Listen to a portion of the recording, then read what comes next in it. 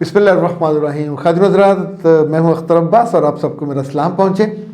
एक साल पहले मेरे पास एक बच्ची आई जो एक मुकामी यूनिवर्सिटी में पढ़ती थी और उसका आखिरी सेमेस्टर था। उसने कहा कि मुझे अपने गुस्से पे काबू नहीं है, इस वजह से मैं अपने दोस्तों से महरूम होती जा रही हूँ और आलमोस्ट अलोन हो गई। लोग मुझे अपने ग्रुप में भी शामिल नहीं करते। हमने उसकी ट्रीटमेंट की, अल्लाह ने बहुत करम किया कि उसका एंगर मैनेजमेंट का जो इशू था वो हल हुआ।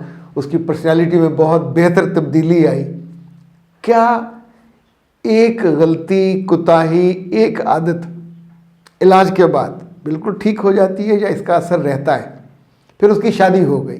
शादी होके वो मैनचेस्टर चली गई और वहाँ जो उसके मियाँ हैं उसके साथ कुछ 4-5 महीने बहुत अच्छा वक्त उसने गुजारा। अच्छा, चूँकि तेज़ थी, समझदार थी, उसने मुकामी लड़कियों से भी दोस्ती कर ली।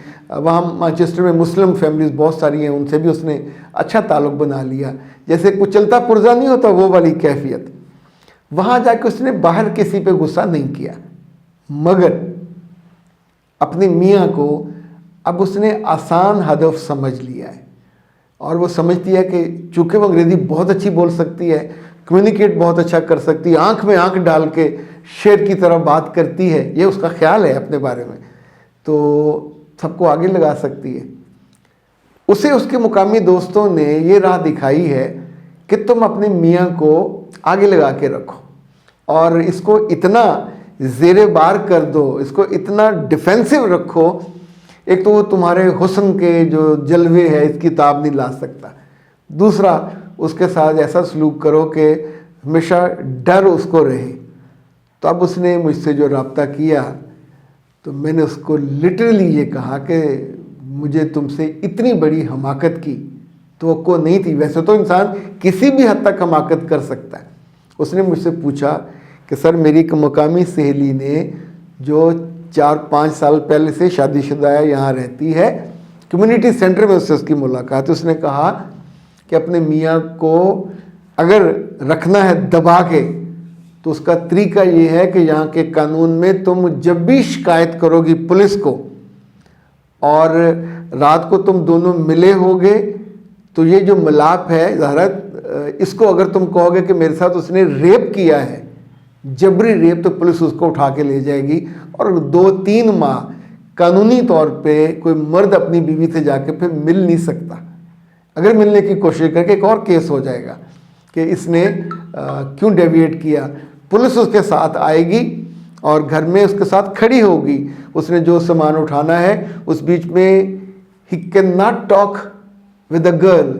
अगर उनके बच्चे हैं तो बच्चों को वो छू भी नहीं सकता और अगले 3 माह के लिए उसको घर से निकाल दी। वो जहाँ मर्जी रहे, भूखा मरे, प्यासा रहे, ये उसकी पनिशमेंट होती है।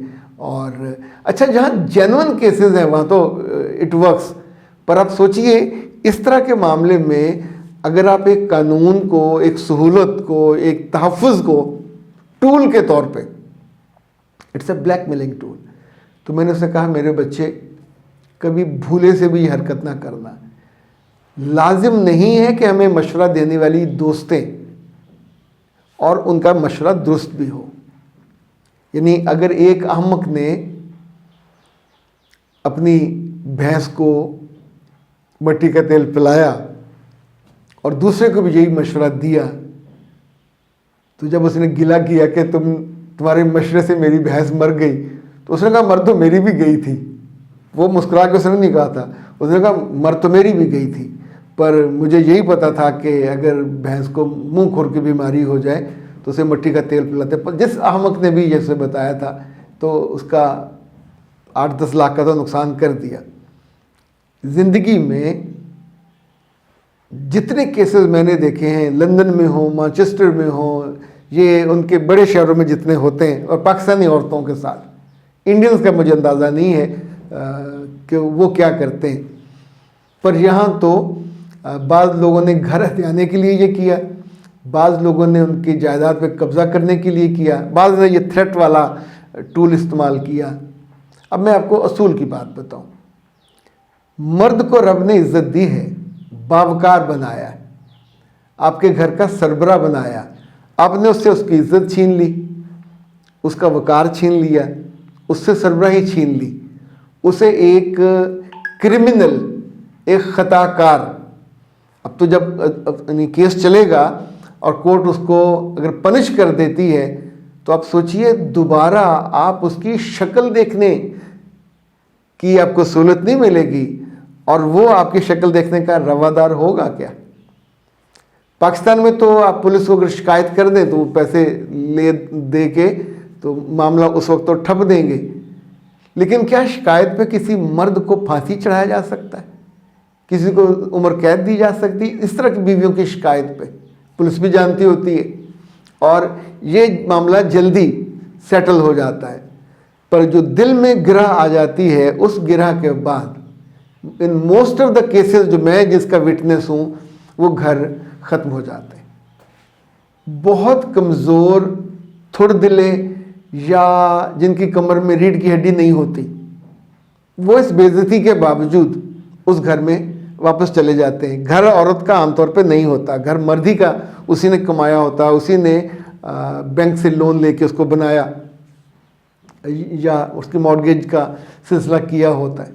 سو اے نادان لڑکیوں، اور یہ بچی خاص طور پہ، اس سے میں نے کہا کہ یہ غلطی کبھی مت کرنا کہ اپنے میاں کے خلاف پولیس میں شکایت کر دو، نہیں بے شک تمہارے فون پہ فوراً وہ آ جائے گی، اس کو اٹھا کے بھی لے جائے گی، پر تیرا کیا بنے گا کالیا؟